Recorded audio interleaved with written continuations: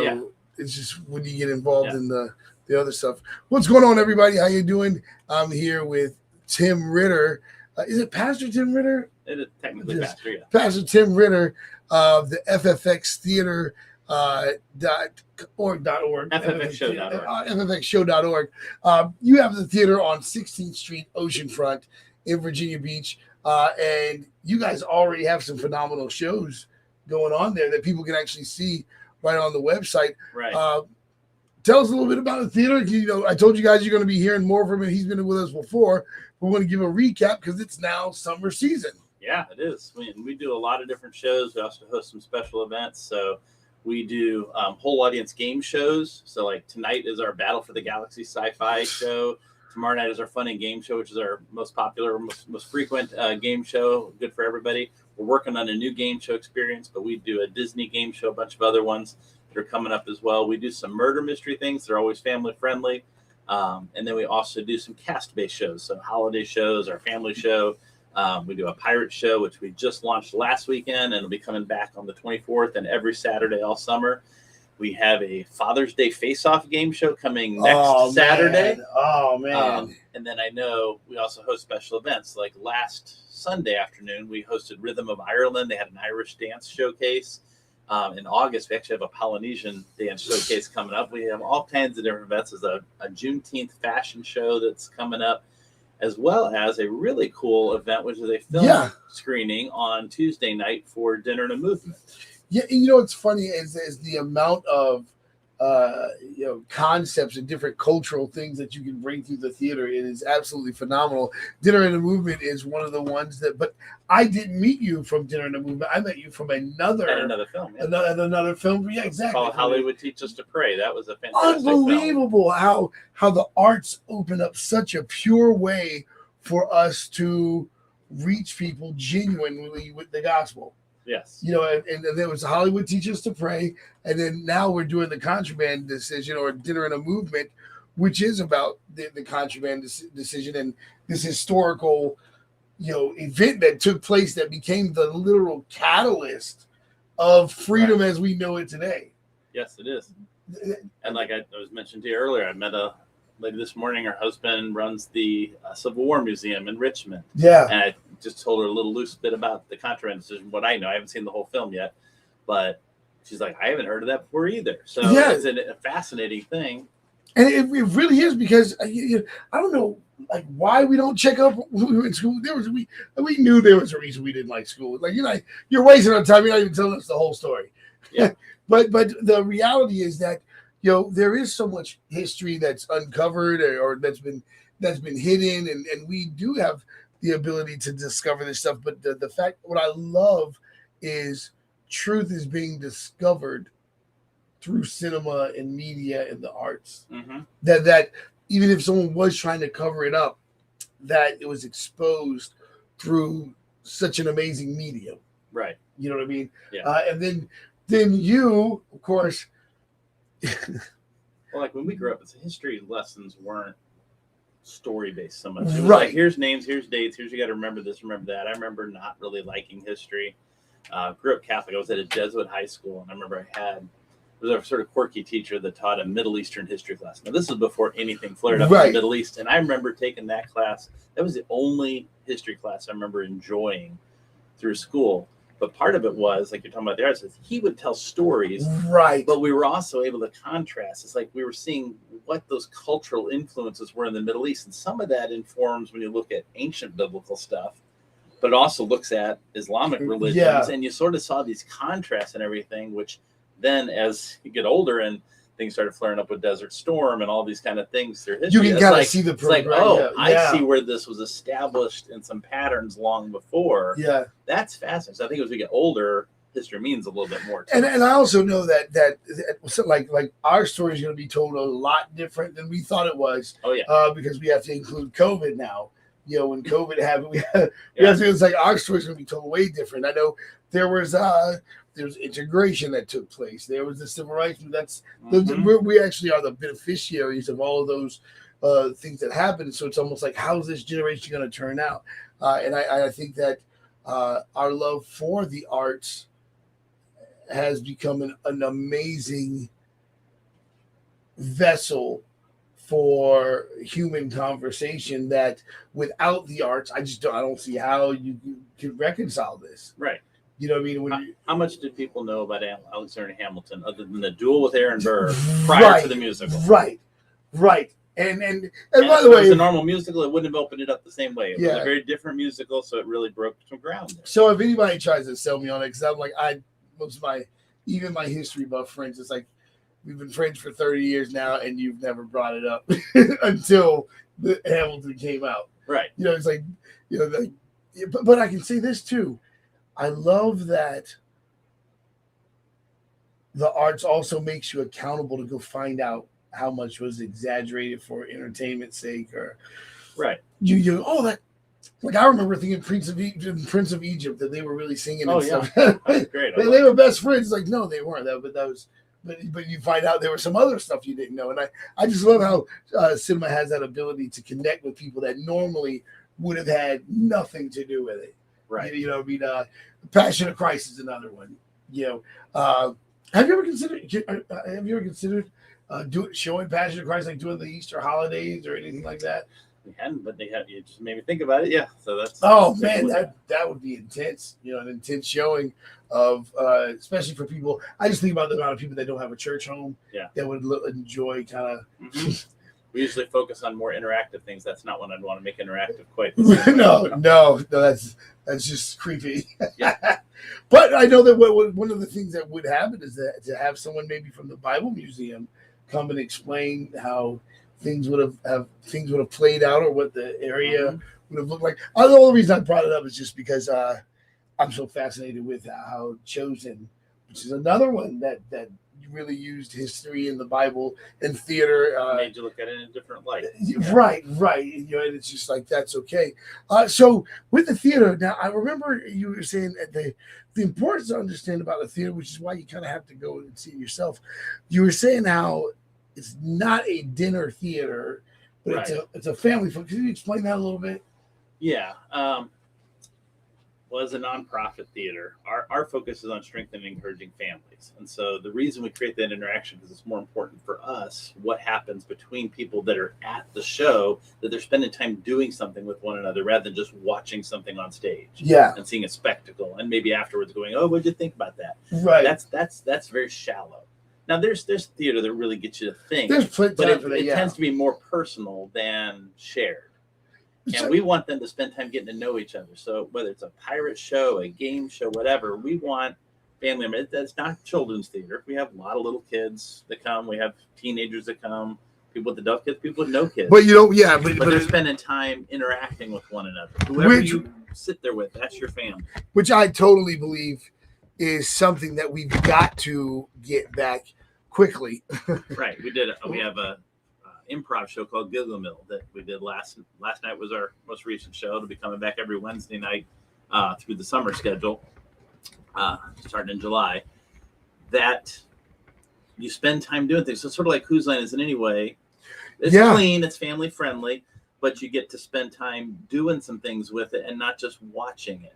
But what was real important to us is that a family could go, because we've seen theaters in resort kind of areas and in tourist areas. And you spend anywhere from $40, $50 a ticket to, or if it's a dinner theater, it's $60, $70 a ticket. So you're dropping $200-$300 for a family to walk in the door. Right. And then they want to sell you souvenirs and everything else. And we wanted to be more accessible to families. So even though the type of shows we do, we were recommended to price things, like $37 to $50, and we're like, I don't want to do it if we have to price it that high. So we've tried to stay much lower on the scale, and part of that is not forcing a slab of chicken and a salad in front of everybody. Right.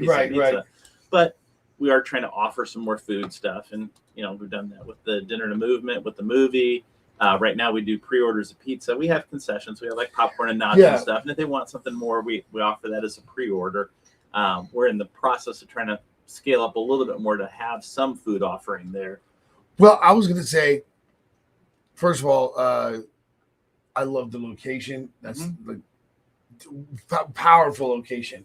Right there, 16th Street, oceanfront, powerful location. But to be brave enough to even open up with the arts, where social media has kind of, you were talking about that interaction and everything, and it made me think, well, social media is the number one reason why that interaction is not taking place. That's just my belief right now. That but everyone's on their phone. They'll be in the restaurant, but everyone's on their phone. This is like hands-on, phone down. You guys are communicating with each other, and I love that because it's like, oh yeah, this is what talking to you is like. Right. Yeah, and we have kids or teens or moms and dads at the beginning of the show. They're checking their phones. There's kids on a game or something like that, and we usually see them all disappear. Yeah. Once in a while we see a kid that's got some challenges or something like that has a hard time getting out of their shell, and their safety zone is in that device. Yeah. And we'll see them on it a little bit longer. It might pop out again at some moment, but they spend more time. I talk to the parents. They spend more time engaging than they ever do outside of there. So it's still good. Here's what's interesting also about the theater is that you guys not only do the theater side, but you have like these comedy nights. Now, if you are a comedian, if you're a faith-based comedian out there, remember this: they are very serious about language. Oh yeah, whether it's a music act, comedy, whatever, we do an open mic night.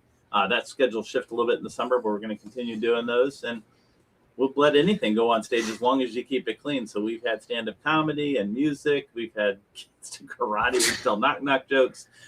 We've had people singing just karaoke. We That's do that. cool. We've had a ventriloquist that came in with her puppets. We've had all kinds of different things that showed up for open mic nights. Nobody's done cat juggling yet. That's all. No, cat juggling. No cats have been harmed in any production yet. Right. He said yet though.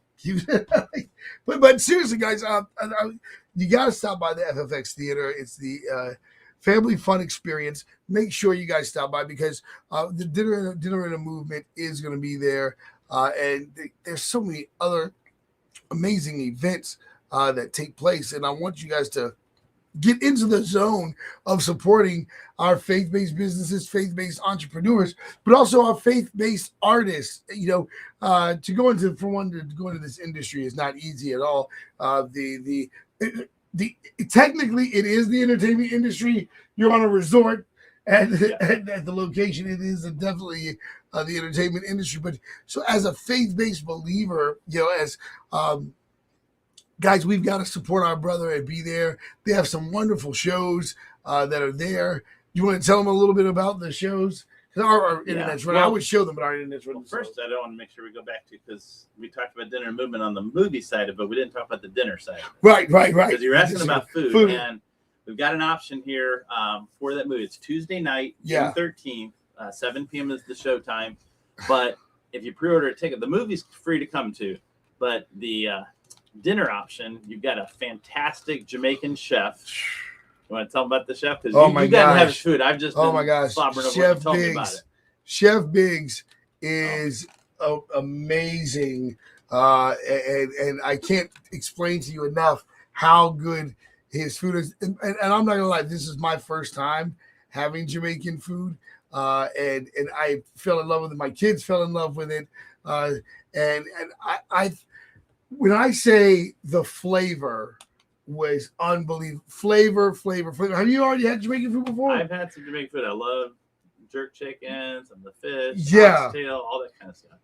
And so we wanted to make sure that you guys had a wonderful time at the event.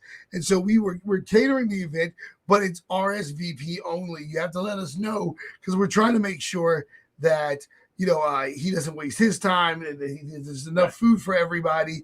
We really want to make sure this is a hit.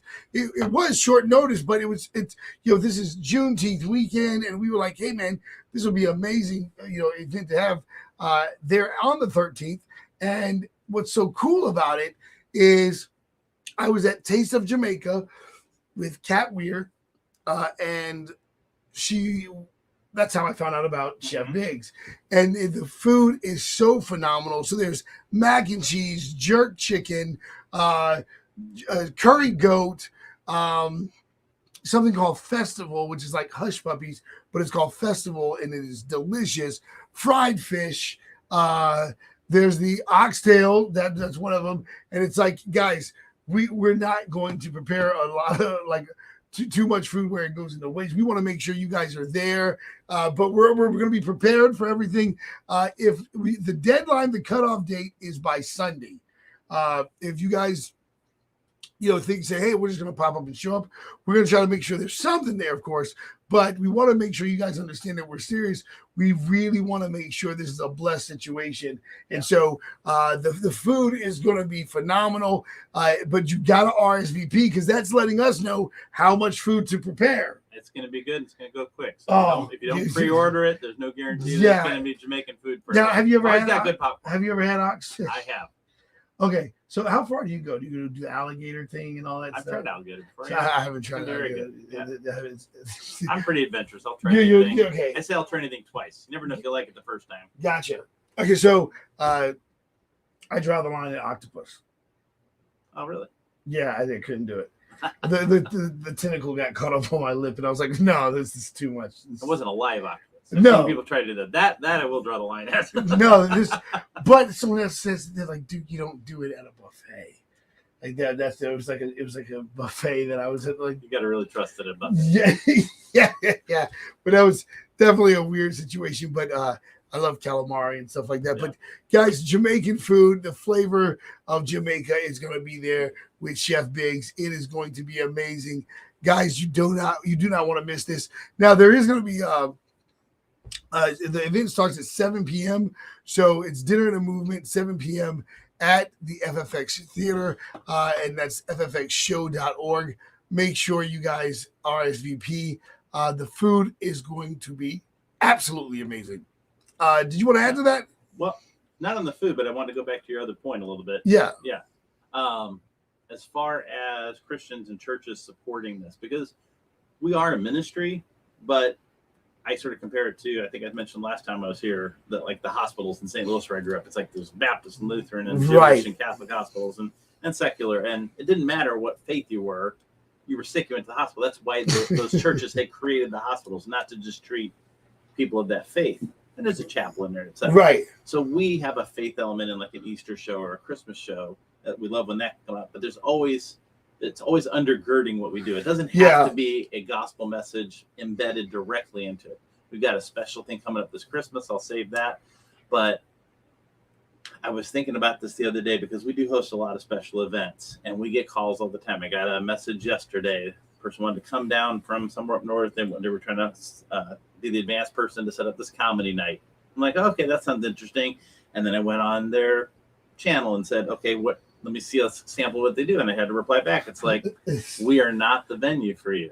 Right. Because we do hold that line in terms of it being clean for comedy, whatever. Even if somebody's just coming there for a private rental and they're just having we have baby showers. I love the integrity, man. Yeah. And they're like, well, we got a playlist on there. It's like, okay, we'll play the playlist, but those explicit songs, we're deleting them.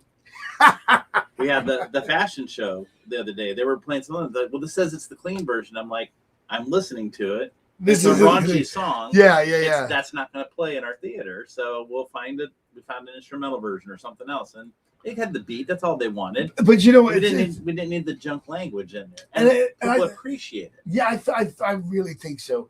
I think there's always going to be people that don't say anything, but they know what their spirit. They know they don't want to hear this stuff. They know they don't want this stuff in their spirit, and so by you being that advocate and standing up and saying, "Hey, we're going to keep this standard." That causes people to be really attracted to the cause of Christ. It is. And people sometimes hear the lyrics and they say, no, there's a good reason for it. But here's the challenge. The challenge is really just a financial one. Talk about the business side of it. Yeah. Because I look at multiple times every week, they sell out stuff at Funny Bone, and it's nothing against them as a business, but it's raunchy stuff.